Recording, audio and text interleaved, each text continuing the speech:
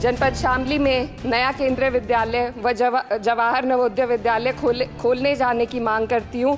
हर जिले में केंद्रीय विद्यालय थे, सहारनपुर में भी था, मुजफ्फरनगर में भी था, बागपत में भी था, लेकिन हमारी काफ़ी दिन से मांग चल रही थी। और जो शिक्षा केंद्रीय विद्यालय में होती है वो गुणवत्तापूर्वक होती है, उससे हमारे युवाओं को, हमारी प्रतिभाओं को बहुत बड़ा फ़ायदा होने जाने वाला है।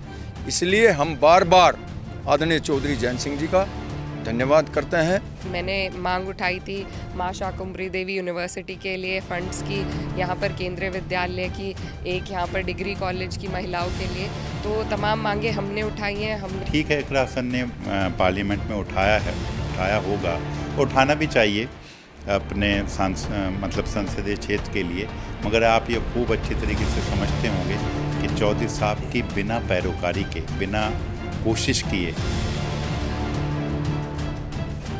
लंबे इंतजार के बाद आखिरकार शामली जिले को केंद्रीय विद्यालय की सौगात मिल गई। केंद्र सरकार ने औपचारिक घोषणा करते हुए जिले में केंद्रीय विद्यालय खोलने की मंजूरी दे दी। यह खबर जिले की जनता के लिए दिवाली से पहले किसी बड़े तोहफे से कम नहीं मानी जा रही। दरअसल शामली में केंद्रीय विद्यालय की मांग करीब 14 वर्षों से चली आ रही थी। बीएसपी शासनकाल में शामली को अलग जनपद का दर्जा मिला था। इसके बाद समाजवादी पार्टी की सरकार रही और केंद्र में कांग्रेस का शासन भी रहा, लेकिन उस दौरान जिले के लोगों को यह सुविधा नहीं मिल पाई। अब जब केंद्र में भाजपा की सरकार और उत्तर प्रदेश में भी भाजपा सत्ता में है तो यह मांग पूरी कर दी गई।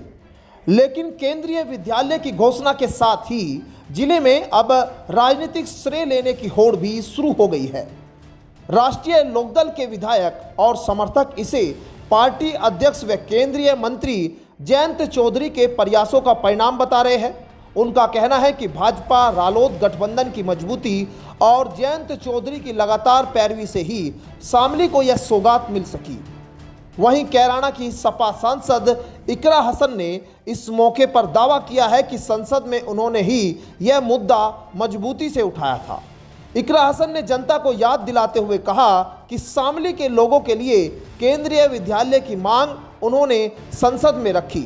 उन्होंने कहा, यह जनता की जीत है, श्रेय जिसे लेना है वो लेता रहे।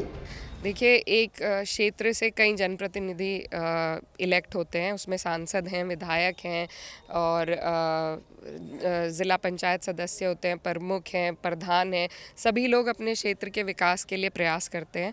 और मेरी जो मेडन स्पीच थी पार्लियामेंट में वो शिक्षा के ऊपर थी और उसमें मैंने मांग उठाई थी माँ शाकुंभरी देवी यूनिवर्सिटी के लिए फंड्स की, यहाँ पर केंद्रीय विद्यालय की, एक यहाँ पर डिग्री कॉलेज की महिलाओं के लिए। तो तमाम मांगे हमने उठाई हैं। हमने भी धर्मेंद्र प्रधान जी से भी मेरी मुलाकात हुई थी, उनसे भी उन्हें भी अवगत कराया था अपनी मांगों से। तो मेरे प्रयास से हुआ हो या जयंत जी के प्रयास से हुआ हो, हमारे क्षेत्र का भला होना चाहिए और हमें इस बात की खुशी है कि हमारे क्षेत्र में काम हो रहा है। तो बस यही बधाई का पात्र हमारी जनता है कि उन्होंने मुझे मौका दिया और जो मौका मुझे दिया उसका मैंने फ़ायदा उठाते हुए अपने क्षेत्र की जो जायज़ डिमांड है वो रखी। एक बलवे के चौराहे की मांग थी, वहाँ पर ब्लैक स्पॉट था, वहाँ पर 9 ब्लैक स्पॉट उधर पाए गए थे। कई बार हमारी NHAI के अधिकारियों से मीटिंग हुई इस संबंध में। मैंने गडकरी जी से मुलाकात करी, उन्हें अवगत कराया और अब उसके फलस्वरूप ये हुआ है कि वहाँ पर एक ओवरब्रिज के लिए उन्होंने प्रस्ताव पारित किया है। तो उम्मीद है जल्द से जल्द वो भी कार्य और केंद्रीय विद्यालय का भी कार्य होगा। कई नेता कहते थे कि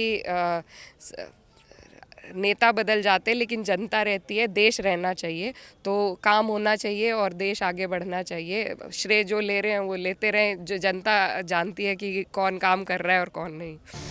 आपको बता दें, शामली जैसे सीमावर्ती जिले के लिए केंद्रीय विद्यालय का खुलना शिक्षा के क्षेत्र में बड़ा बदलाव साबित हो सकता है।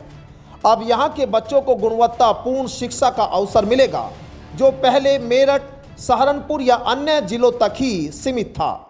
स्थानीय लोगों का मानना है कि इससे जिले में शिक्षा का स्तर ऊंचा उठेगा और विद्यार्थियों को राष्ट्रीय स्तर की सुविधा मिलेगी। विश्लेषकों का यह भी मानना है कि यह निर्णय महज शैक्षिक विकास तक सीमित नहीं है, बल्कि इसके गहरे राजनीतिक मायने भी है।